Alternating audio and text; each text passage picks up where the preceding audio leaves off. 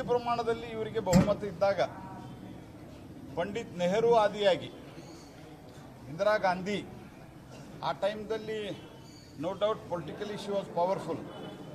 ಇಂದಿರಾ ಗಾಂಧಿ, ನೆಹರು, ಸೋನಿಯಾ ಗಾಂಧಿ ಅಂದರೆ ಸೋನಿಯಾ ಗಾಂಧಿ ಇತ್ತೀಚೆಗೆ, ಅದರ ಮಧ್ಯೆ ಕಾಂಗ್ರೆಸ್ ಸರ್ಕಾರ ಇದ್ದಾಗ ನರಸಿಂಹರಾವ್ ಕಾಲದಲ್ಲಿ ಎಲ್ಲ ಟೈಮ್ದಲ್ಲಿಯೂ ಬ್ಯಾನ್ ಮಾಡ್ತೀವಿ.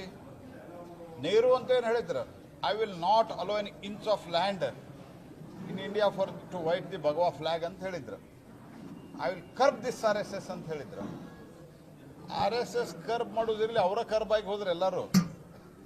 ಈ ವಿಚಾರಧಾರೆಯನ್ನ ಜನ ಸ್ವೀಕಾರ ಮಾಡಿದ್ದಾರೆ. People have accepted this ideology. ಇಡೀ ದೇಶದಲ್ಲಿ 60-70% ಹೆಚ್ಚು ಜಾಗ್ರಫಿಕಲ್ ಏರಿಯಾದಲ್ಲಿ ಇವತ್ತು ಈ ಐಡಿಯಾಲಜಿಯ ಜನ ಆಡಳಿತವನ್ನು ನಡೆಸ್ತಾ ಇದ್ದಾರೆ. From minister to prime minister to chief minister, MLAs, MPs, 65% ಜನ ಈ ಐಡಿಯಾಲಜಿಯನ್ನು ಒಪ್ಪಿಕೊಂಡವರಿದ್ದಾರೆ. ನಿಮ್ಮ ಜುಜುಬಿ ಧಮಕಿ ಎಲ್ಲಿಯೂ ನಡೆಯುವುದಿಲ್ಲ. ನಾ ಇನ್ನೊಂದು ಪ್ರಶ್ನೆ ಕೇಳ್ತೇನೆ. DK ಶಿವಕುಮಾರ್ ಅವರು ವಿಧಾನಸೌಧದಲ್ಲಿ ಸಂಘದ ಪ್ರಾರ್ಥನೆ ಹೇಳಿದ್ರಲ್ಲ, ಅವ್ರ ಮೇಲೂ ಬ್ಯಾನ್ ಹಂಗಾರ? DK ಶಿವಕುಮಾರ್ ಅವರು ಬಹಳ ಭಕ್ತಿಯಿಂದ ಹೇಳಿದ್ರಲ್ಲ, ಅದ್ರ ಬಗ್ಗೆ ಏನು ಹೇಳ್ತಾರೆ? ಎರಡನೇದ್ದು, PFI ಮೇಲೆ ನಿಮ್ದು ಅಡ್ಜಸ್ಟ್ಮೆಂಟ್ ನಡೀತದೆ. ಮುಸ್ಲಿಂ ಲೀಗ್ ಯಾರ್ರಿ?